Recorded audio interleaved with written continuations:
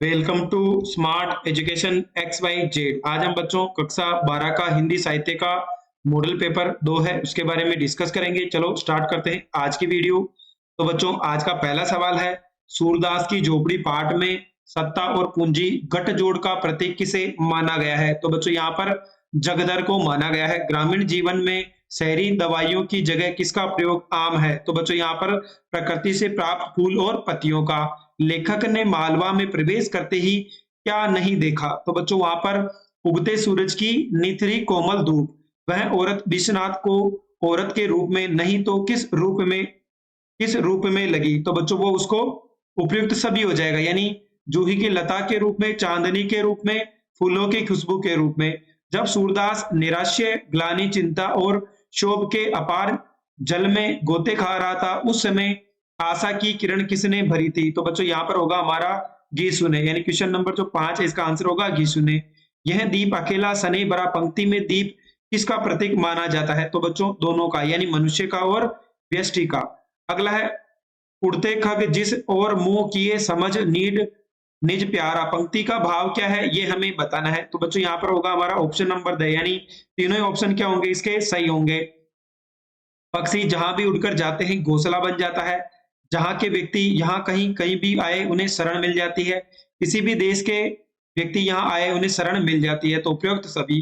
अपने मन की खोज को गोडो, पंक्ति का आशय क्या है? तो बच्चों मनोविकार से दूर करो। अरे जब फूट जाए तबे चलत वाहक कथन से चौधरी साहब की किस मनोवृत्ति का आभास होता है? तो बच्चों यहाँ पर क्वेश्चन नंबर 9 का आंसर होगा ऑप्शन नंबर से, यानी वे रईसी प्रकृति के थे। गांधी जी हर दिन घूमने जाते समय सड़क के किनारे कुटिया में क्या करने जाते थे? तो बच्चों यहाँ पर होगा हमारा दिक मरीजों के हालचाल पूछने के लिए जाते थे। क्वेश्चन नंबर अगर 11 की बात करें, ठेले चुन लो निबंध में चोट की गई है। तो बच्चों यहाँ पर होगा अंधविश्वासों पर। इनमें से कौन सा कविता का घटक नहीं है? तो बच्चों अगर हम बात करें तो क्वेश्चन नंबर 12 का आंसर होगा यहाँ पर वाद्य यंत्र। समाचार लेखन की श्रेष्ठ शैली कौन सी होती है? तो बच्चों उल्टा पिरामिड शैली। संवाददाताओं की रुचि और ज्ञान को ध्यान में रखकर उनके काम के विभाजन को क्या कहा जाता है? तो बच्चों बीट कहा जाता है। सुव्यवस्थित सृजनात्मक में आत्मनिष्ठ लेखन कहलाता है। तो बच्चों वो हो जाएगा फीचर। बच्चों जो क्वेश्चन नंबर 1 था उसके आंसर आप यहाँ पर नीचे और देख सकते हैं। क्वेश्चन नंबर 2 की बात करें तो यहाँ पर हमें बच्चों टोटल 6 बस खाली स्थान पूछे गए हैं। प्रत्येक प्रश्न 1 नंबर का है। ओज गुण में वर्ण की प्रधानता होती है। तो बच्चों यहाँ पर अगर हम बात करें तो कौन कौन से गुण की प्रधानता होती है? बच्चों यहाँ पर हो जाएगा हमारा द्वितीय, एक तो हो जाएगा बच्चों हमारा द्वितीय, दूसरा हो जाएगा इसके अंदर संयुक्त व क्या हो जाएगा बच्चों पुरुष की। क्वेश्चन नंबर अगला है, काव्य की शोभा का उपकर्ष करने वाला कहलाता है बच्चों। तो वो क्या कहलाता है? दोष कहलाता है। छंद के बीच बीच में जो थोड़ा सा ठहराव होता है उसे क्या कहा जाता है? तो बच्चों उसको यति कहा जाता है।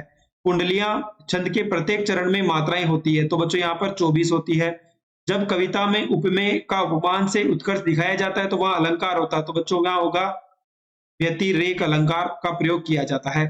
अगला है क्वेश्चन नंबर 6 यहाँ पर। तो इसके अंदर बोला गया बच्चों की, जो रहीम ओडो बड़े तो अति इतराय, प्यादे ते फर्जी भयो टेढ़ो टेढ़ो जाए, वाक्य में अलंकार है। तो बच्चों यहाँ पर हो जाएगा दृष्टांत अलंकार का प्रयोग किया गया है। क्वेश्चन नंबर 3 है। तो बच्चों यहाँ पर हमें अगर बात करें तो एक गद्यांश दे रखा है जिसको पढ़ करके हमें नीचे दिए गए प्रश्नों के उत्तर देने हैं। संस्कृति के आंतरिक अंगों पर भारत में विशेष बल दिया गया है। धर्म ग्रंथों में अच्छे मनुष्य के लक्षण बतलाए गए हैं। मनुस्मृति में रति, क्षमा, दया, अस्तेय, सोच, इंद्रिय निग्रह, धी, विद्या, सत्य और अक्रोध धर्म के 10 लक्षण बताए गए हैं। वे सभी भारतीयों की मानसिकता और आध्यात्मिक संस्कृति के अंग है।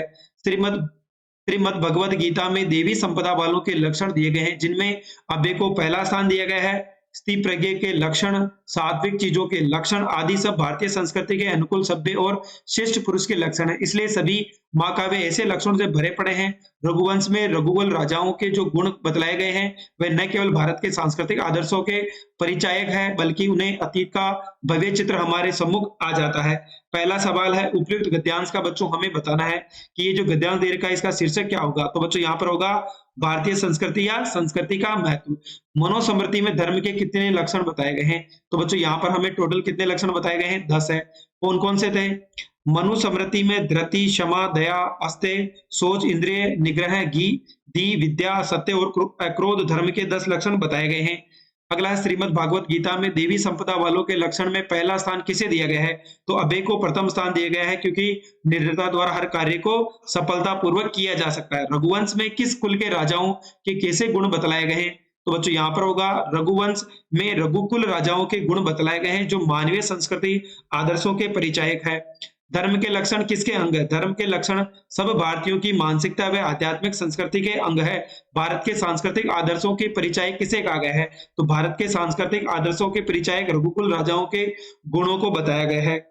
अगला सवाल है बच्चों जहां पर हमें एक पद्यांश दे रखा है जिसको पढ़ करके हमें नीचे दिए गए प्रश्नों के उत्तर देने हैं। वर्षों तक वनों में घूम घूम बाधा विघ्नों को चूम चूम चूम चूम सह धूप धाम पानी पत्थर पांडव आए कुछ और निकर सौभाग्य ने सब दिन सोता देखे आगे क्या होता मैत्री की राह बताने को सबको सुमार्ग पर लाने को दुर्योधन को समझाने को भीषण विध्वंस बचाने को भगवान हस्तिनापुर आए पांडव का संदेशा लाए दो न्याय अगर तो आधा दो इस उसमें भी यदि बाधा हो तो दे दो केवल 5 ग्राम रखो अपनी धरती तमाम वही हम वही खुशी से गाएंगे परिजन पर हंसी न उठाएंगे दुर्योधन वहीं पर दे न सका आशी समाज के लिए ने सका उल्टे हरि को बांधने चला जो सा असाय साधने चला जब नाश मनुज का छाया पहले विवेक मर जाता है।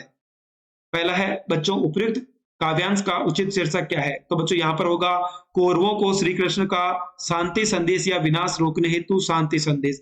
रेखांकित शब्द का अर्थ लिखिए असंभव। श्री कृष्ण ने युद्ध टालने हेतु कितने ग्राम मांगे? श्री कृष्ण ने दुर्योधन से युद्ध टालने हेतु केवल 5 गांव मांगे। पांडवों में निखार कैसे आया? पांडवों में 13 वर्षों तक वन प्रदेश में सर्दी गर्मी और वर्षा को एवं अनेक बाधाओं को सहन करने से निखार आया। उल्टे हरि को बांधने चला यहाँ हरि शब्द का किसके लिए प्रयुक्त हुआ है? तो बच्चों इस पंक्ति में हरि शब्द विष्णु श्री कृष्ण के लिए प्रयुक्त हुआ है। भगवान कृष्ण पांडवों का संदेश लेकर कहाँ गए? भगवान श्री कृष्ण पांडवों का संदेश लेकर दुर्योधन के पास हस्तिनापुर लेकर गए थे। अगला है बच्चों खंड ब है कि यहाँ पर बोला है बड़ी बहुरिया के जीवन में विकट परिस्थितियों किन कारणों से पैदा हुई? तो बड़ी बहुरिया के पति का असमय निधन होने के कारण परिवार का अनुशासन भंग हो गया उसके देवरों में झगड़ा होने का घर का सामान बट गया और रेतों ने जमीन पर दावा करके उन्हें बेदखल कर दिया जिससे वह बेसहारा होकर विकट परिस्थितियों में जीवन निर्वाह करने लगी। पहचान कथा के आधार पर देश की गिरती हुई राजनीतिक व्यवस्था पर अपने विचार प्रकट कीजिए। पहचान कथा में राजा लोगों से आंखें बंद रखने कानों में पिघला हुआ सीमा डलवाने होठ सिलवाने को कहता है। आज के सत्ताधारी भी चाहते हैं कि जनता उनके कारनामे न जान पाए और अन्याय व शोषण का विरोध करने की स्थिति में न रहे। यह देश की गिरती हुई राजनीतिक व्यवस्था है।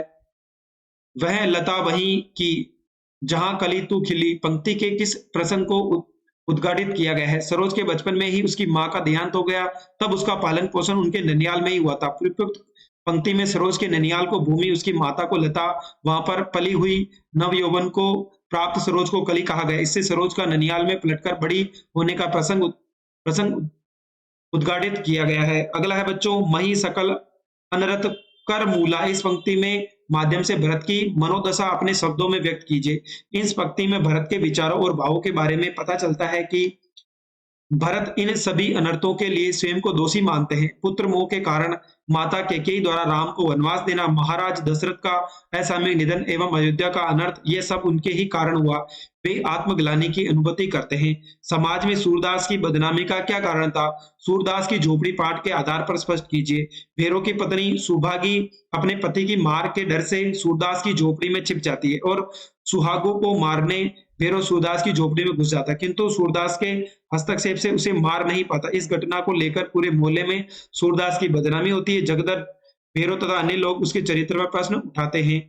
प्रकृति सजीव नारी बन गई इस कथन के संदर्भ में विषकोहर की माटी की प्राकृतिक दृश्य का चित्रण कीजिए। विश्वनाथ जब 10 वर्ष का था तो उसने अपने से दुगनी उम्र की एक सुंदर औरत को देखा था। उसने श्वेत वस्त्र अतीत आकर्षक लगते थे। लेखक ने संतोषी भैया के घर पर चांदनी में सफेद फूलों से व्याप्त जूही को देखा जो उसे सहसा उस औरत का स्मरण हो आया। तब भावुकतावश वह प्रकृति को सजीव नारी रूप में देखने लगा।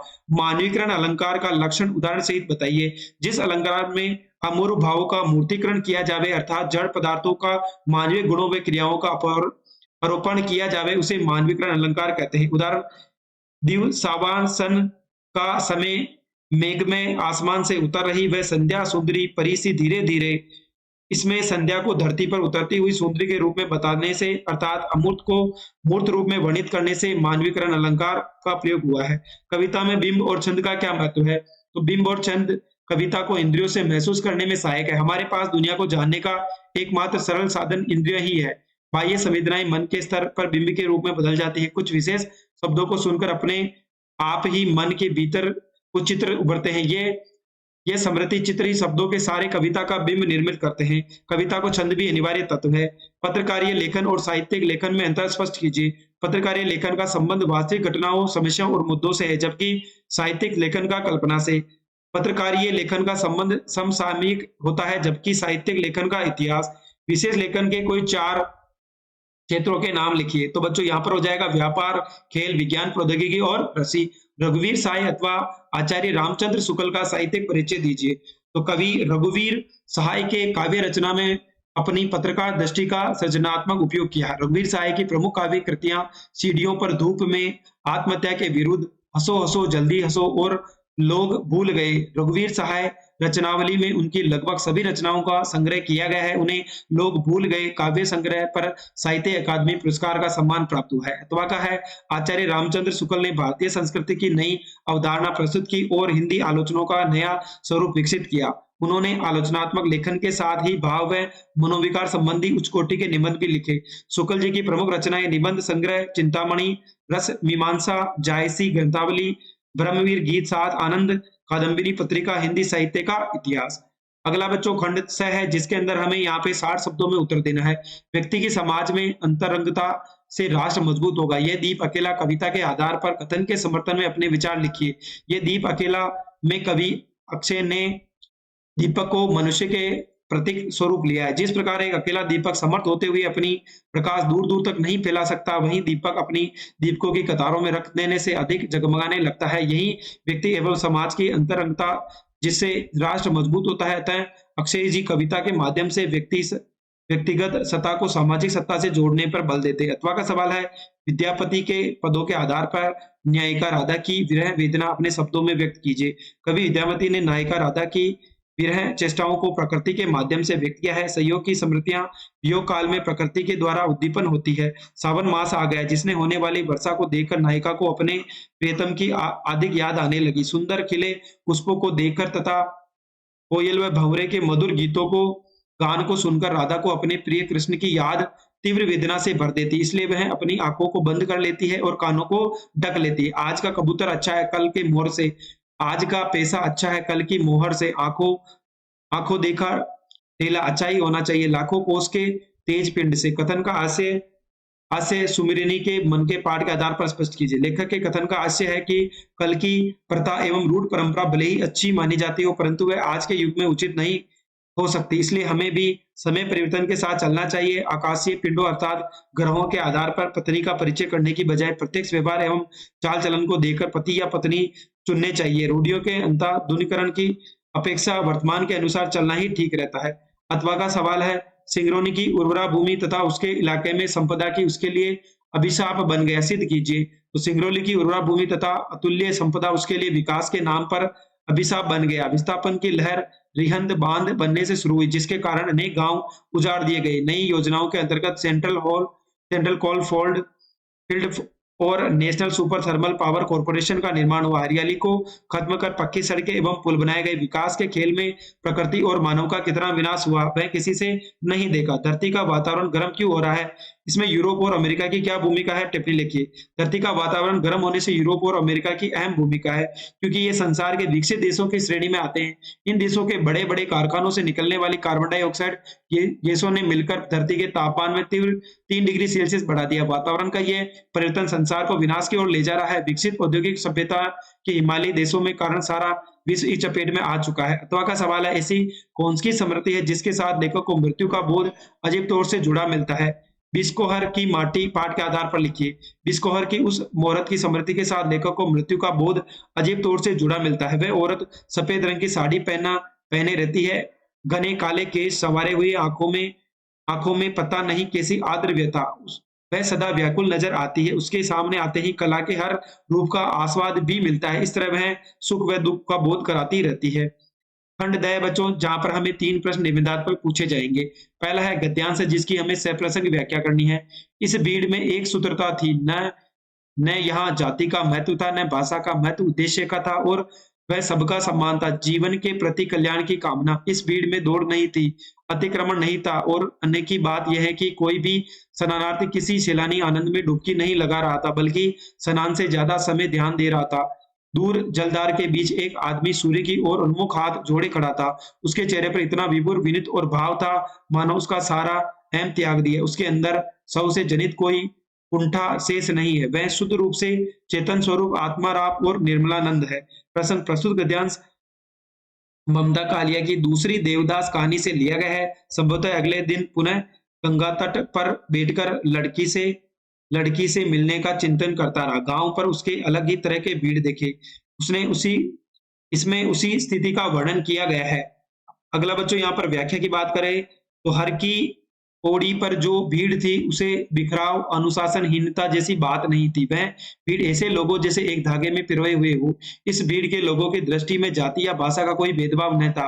उन सबका एक ही उद्देश्य था, सब अपना कल्याण चाहते थे, दुखों से छुटकारा पाने की कामना करते हैं। भीड़ होने पर भी शरणार्थियों में हड़बड़ी नहीं थी। उनके एक दूसरे से आगे निकलने का, किसी को पीछे धकेलकर आगे निकल जाने का भाव नहीं था। ज्यादा महत्व की अनोखी बात यह कि स्नान करने के लिए आने वाले लोगों का मनोभाव सैलानियों का सा मनोरंजन करना का भी नहीं था। इसलिए स्नान करते समय उनका अधिक प्रयास तो ध्यान रखने की ओर है, मन को एकाग्र करने की ओर था। कुछ दूरी पर जलधारा में एक व्यक्ति तो सूर्य की ओर मुंह करके हाथ जोड़कर खड़ा था। वह श्रद्धा भक्ति भाव में डूबा हुआ था। उसके चेहरे पर इतना आत्मसुख एवं विनम्र भाव था कि मानो उसका सारा अहंकार त्याग दिया हो। उसमें एक कोई कुंठा ही न बची। वह शुद्ध रूप से चेतन स्वरूप आत्मा से भावमग्न और निर्मल आनंद रूपी प्रतीत हो रहा था। तो बच्चों, विशेष क्या क्या है, लेखिका ने गंगा तट की भीड़ को अन्य अन्य शहरों आदि की भीड़ से अलग तरह बताया है। श्रद्धा भक्ति के भाव का मनोभावनाकुल वर्णन किया गया है। भाषा रसम प्रदान एवं भावना रूप है। वर्णात्मक तथा मनोविश्लेषणात्मक शैली प्रयुक्त है। अथवा का सवाल है, संपूर्ण विद्यालय को देखकर ही किसी के मन में समाधिस्थ महादेव की मूर्ति स्पष्ट हुई।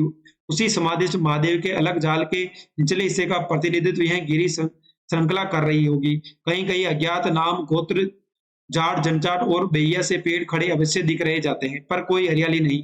दूध तक सूख गई। काली काली चट्टानों और बीच बीच में शुष्का की अंतर विरुद्ध सत्ता का इजहार करने वाले रक्तताप रेती रस कहाँ है।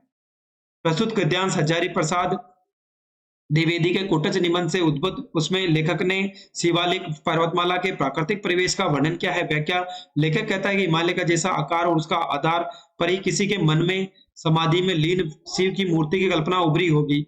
हिमालय ऊंचा और शांत दिखाई देता है। जिस प्रकार स्वाभिमग्न महादेव की चटाएं हैं, इसी प्रकार हिमालय के निचले भाग में उसकी हिमालय की श्रृंखलाएं फैली है। कल्पना करने वालों को शिवालिक श्रृंखलाएं जुटाओं का प्रतिनिधित्व कर रही है होगी। हिमालय कहीं कहीं ऐसे छोटे छोटे पेड़ एवं झाड़ दिखाई देते हैं जिनका नाम और जाति के बारे में किसी को ज्ञात नहीं है। उनके अतिरिक्त हिमालय की शिवालिक पहाड़ियों पर हरियाली नहीं है। छोटी घास तक सूख चुकी है। काले काले चट्टाने हैं और बीच बीच में अपने अस्तित्व की छोटी सी बढ़ती हुई लाल रंग की रेती दिखाई देती, जिसमें किसी प्रकार की सरसता नहीं है। इस प्रकार हिमालय की तलहटी में शुष्कता व्याप्त है, जहाँ जीवन जीना अत्यंत दुर्भर है। लेखक ने हिमालय की शिवालिक श्रृंखला और शिव की जटाओं की सुंदर कल्पना की है। क्वेश्चन नंबर 20 है, एक पद्यांश दे रखा जिसकी हमें व्याख्या करनी है। ये धीरे धीरे होने की सामूहिक लय दृढ़ता से बांधे है समूचे शरीर को। इस तरह की कुछ भी गिरता नहीं, कि हिलता नहीं है कुछ भी, कि जो चीज यहाँ भी है वहां पर रखी है, कि गंगा वहीं की वहां पर बंदी है नाव, की वहां रखी है तुलसीदास की खड़ाओ सैकड़ों बरस से। प्रस्तुत काव्यांश कवि केदारनाथ सिंह जी की कविता बनारस से लिया गया है। इस अंश में कवि ने बनारस की सामूहिकता व परंपरागत स्वरूप का वर्णन किया है। तो बच्चों, अगला देख लेते हैं। इसके अंदर प्रसंग हो जाएगा। कवि कहता है कि बनारस के लोगों का स्वभाव जल्दबाजी या हड़बड़ाहट वाला नहीं है। सभी कामों का धीरे धीरे होना यहाँ की स्वाभाविक विशेषता है। यहाँ के लोगों के व्यवहार में समानता, सारासार एकता के सूत्र में बंधा हुआ है। इसी मजबूत बंधन के कारण यहाँ कोई चीज न गिरने और न ही हिलती है। सभी ज्यों की त्यों यथास्थान रखी हुई, अर्थात यहाँ के लोग अपने परंपरागत संस्कारों, आस्था और श्रद्धा का अडिग रखते हैं। गंगा भी वही है, अर्थात न तो गंगा में अपना मार्ग बदलना और न ही लोगों की आस्था व श्रद्धा उसके प्रति कम हुई है। यहाँ नावों की निश्चित स्थानों पर बांधी हुई है। गोस्वामी तुलसीदास की चरण पादुकाएं भी इसी सौ वर्षों से वहाँ पर रखी हुई है। भाव ये है कि सैकड़ों वर्षों से बनारस के लोगों में आध्यात्मिक धार्मिक जीवन में कोई परिवर्तन नहीं आया, परंतु मूल्य पुरानी पुरानी मान्यताएं, आस्था, श्रद्धा एवं विश्वास सभी कुछ अमूल्य धरोहर की तरह सुरक्षित है। बनारस की संस्कृति, आध्यात्मिक परंपरा, एक एक सूत्रता और परिवर्तनशीलता आदि का वर्णन है। धीरे-धीरे में पुनरुक्ति, प्रकाश, अलंकार है। साथ ही बच्चों यहाँ पर बात करें, आकर्षक डिब्बों का स्वाभाविक प्रयोग हुआ है। भाषा सरल, सुबोध एवं ध्वन्यात्मक का गुण विद्यमान है। अथवा का सवाल है, लागे माहू परे अब पाला, बिरहा काल बहुए जड़ काला, पहल पहल तन रुई से झोपे, हलही अधिको हिय कोपे, आई सुर होई कपूरे नाहा, तेरी बिन जाड़ू न छूटे माहा, एति मास उपजे रस मुल्ले, तूसो भवर मोर जोवन फुल्लो, नैन चोही जस माहुट नीरू, तेहि जल अंग लार सर चीरू, टूट ही बूंद पर ही जस ओला, विरह पवन होय मारे झोला, के ही सिंगार को पहिए पटोरा, यह नरिहार रही होय डोरा, तुम बिन कंता धनी खरुई तन तिनवर बा बोला, तेरी पर बिरह जराए के छहे उड़ाओ झोल। तो बच्चों यहाँ पर अगर हम बात करें तो प्रस्तुत पद्यांश सूफी कवि जायसी द्वारा रचित पद्मावत महाकाव्य के नागमती वियोग खंड के 12 मासा वर्णन वर्णन से लिया गया है। इस अंश में कवि ने माह के महीने में नागमती के विरह का वर्णन किया है। कवि जायसी के वर्णानुसार विरहिणी नागमती कहती है कि माह का महीना शुरू हो गया और शीत की अधिकता के कारण पाला अर्थात बर्फ गिरने जैसी सर्दी पड़ने लगी। ऐसी सर्दी की ऋतु विरह के काल बन गई है। सर्दी के कारण शरीर में रुई की परत के जितना अधिक ढकते हुए उतना ही हृदय हृदय उतना ही अधिक कांपने लगता है। नागमती कहती है कि हे प्रियतम, तुम सूर्य बनकर उष्मा प्रदान करो, क्योंकि तुम्हारे बिना माघ महीने का जाड़ा दूर नहीं हो सकता। भाव यह है कि माघ महीने की अत्यधिक सर्दी में प्रियतम की निकटता ही उससे छुटकारा दिला सकती है। इस महीने में ही फूलों में रस बनता है, इसलिए मेरे फूल जैसे शरीर के लिए तुम भोर बनकर आओ। विरह के कारण मेरे नेत्रों से आंसू इस प्रकार बह रहे हैं जैसे मावट में पानी बहता है। आंसुओं की जो बूंदे वस्त्रों पर गिरती है, शीतलता के कारण ओले की तरह प्रतीत होती है। विरह पवन बनकर शरीर पर जग जोड़ती है। ऐसे में कौन श्रृंगार करे और कौन सुंदर रेशमी वस्त्र पहने। गर्दन या शरीर तो डोरे की तरह पतला हो गया है, उसमें हार की नहीं टिकता है। नागमती कहती है कि हे प्रियतम, तुम्हारे अभाव में यह नाई का हार थककर इतनी हल्दी हो गई है कि शरीर तिनके के समान डोलता ही रहता है। ऐसी स्थिति में यह वीर इस शरीर को जलाकर भस्म कर देना चाहता है और उस राख को भी उड़ा देना चाहता है। विशेष नागमती की विरहव्यता की सात्विक दशा व्यंगित हुई है। प्रकृति का उद्दीपन रूप उभरा है। रूपक उपमा और अतिशयोक्ति अलंकार है। चौपाई, दोहा, छंद एवं भाषा अवधि है। लास्ट क्वेश्चन है बच्चों, यहाँ पर हमें 4 टॉपिक दिए गए हैं। हमें किसी एक विषय पर निबंध लिखना है। मोबाइल फोन वरदान या अभिशाप, बढ़ती हुई महंगाई के मार, योग और विद्यार्थी जीवन, संचार माध्यम में उसके बढ़ते दुष्प्रभाव। तो बच्चों यहाँ पर हम देखेंगे मोबाइल फोन और उसका वरदान और अभिशाप। तो बच्चों प्रस्तावना हो जाएगी, आधुनिक युग में विज्ञान द्वारा अनेक आश्चर्यकारी आविष्कार किए गए हैं, जिनमें कंप्यूटर में मोबाइल व सेल फोन का विशेष महत्व है। पहले तार से जुड़े फोन या दूरभाष का प्रचलन हुआ, फिर मोबाइल फोन या जिस तेजी से प्रसार हुआ है संचार साधन के क्षेत्र में चमत्कारी घटना। अब तो मोबाइल फोन संदेश आदान प्रदान व मनोरंजन के प्रमुख साधन बन गए हैं। मोबाइल फोन का बढ़ता प्रभाव। प्रारंभ में मोबाइल फोन कुछ संपन्न लोगों को ही प्रचलित था, क्योंकि प्रारंभ में मोबाइल फोन सेट महंगे थे, सेवा प्रदाता कंपनियां भी कम थी और सेवा शुल्क अधिक था। लेकिन अब अनेक सेवा प्रदाता कंपनियां खड़ी हो गई, मोबाइल फोन भी सस्ते से सस्ते मिलने लगे हैं। इसका कारण अब हर व्यक्ति मोबाइल फोन रखता है। भारत में वर्तमान काल में लगभग 80 करोड़ लोग इस का उपयोग कर रहे हैं। मोबाइल सेवा बहुत बड़ा व्यापार बन गया है, इससे अरबों रुपयों का अर्जन हो रहा है। अब साधारण से साधारण व्यक्ति भी इसे अत्यात्मक संचार उपकरण के रूप में अपना रहे। मोबाइल फोन से लाभ। मोबाइल फोन अति छोटा यंत्र है, जिसे व्यक्ति अपने जेब में अथवा मुट्ठी में रखकर कहीं भी ले जा सकता है और कहीं भी किसी से दूसरों से बात कर सकता है। इससे समाचार का आदान प्रदान सरलता से होता है और देश विदेश में रहने वाले लोगों के संपर्क में लगातार रहा जाता है। व्यापार व्यवसाय में तो यह लाभदायक एवं सुविधाजनक ही है। अन्य क्षेत्रों में भी यह विज्ञान का वरदान बन गया है। सद्य लोगों की तुरंत सूचना देने, अनेक प्रकार के खेलकूदों में समाचार जानने, मनचाहे गाने व रिंगटोन सुनने, गेमिंग में मनोविनोद करने, कैलकुलेटर का कार्य करने के साथ 3GP व MP4 फॉर्मेट द्वारा मनचाही फिल्म देखने तथा अनेक लाभदायक और मनोरंजक कार्य इससे किए जा सकते हैं। अब अनेक तरह व्यापक क्षमता वाले स्मार्टफोन आ गए हैं, जो कंप्यूटर, कैमरा, फोन, इंटरनेट आदि के साथ ही वीडियो और रेडियो का काम भी कर लेते हैं तथा सूचनाओं और मनोरंजन के साथ ही शिक्षा की दृष्टि से मोबाइल काफी लाभदायक सिद्ध हो रहा है। अगला बच्चों, मोबाइल फोन से हानि। प्रत्येक वस्तु के अच्छे और बुरे 2 पक्ष होते हैं। मोबाइल फोन से लाभ के साथ अनेक हानियां भी है। वैज्ञानिक शोधों के अनुसार मोबाइल से बात करते समय रेडियो विकिरणें निकलती है, जो व्यक्ति के स्वास्थ्य के लिए बहुत ही हानिकारक होती है। इसे लगातार सुनने पर कान कमज़ोर हो जाते हैं, मस्तिष्क में चिड़चिड़ापन आ जाता है। बच्चों में मोबाइल फ़ोन गेमिंग की तरह लत पकड़ने से उन्हें दूरगामी दुष्प्रभाव पड़ता है। अपराधी प्रवृत्ति के लोग इसका दुरुपयोग कर स्वार्थ साधते हैं, इससे समाज में अपराध बढ़ रहे हैं, साथ ही अपराधी बढ़ रहे हैं। फैशन चल रहा है कि युवाओं और चैटिंग का नया रोग भी फैल रहा है। इन सभी कारणों से मोबाइल फ़ोन हानिकारक एवं अभिशाप है। उपसंहार मोबाइल फ़ोन दूरभाष की दृष्टि से महत्वपूर्ण आविष्कार तथा इसका उपयोग उचित ढंग से व आवश्यक कार्यों के संपादनार्थ किया जावे तो यह वरदान है, लेकिन अपराधी लोगों और युवाओं में इसके दुरुपयोग की प्रवृत्ति बढ़ रही है। ये सर्वथा अनुचित है। मोबाइल फ़ोन पर संतुलित उपयोग किया जाना ही लाभदायक है, तभी दूर-दूर तक अधुनातन श्रेष्ठ साधन बन सकता है। तो बच्चों आज हमने कक्षा जो 12 है उसका हिंदी का जो मॉडल पेपर है, हिंदी साहित्य का वो 2 है उसको हल किया है। अगर आपको हमारी मेहनत पसंद आई हो तो चैनल को लाइक करें, सब्सक्राइब करें।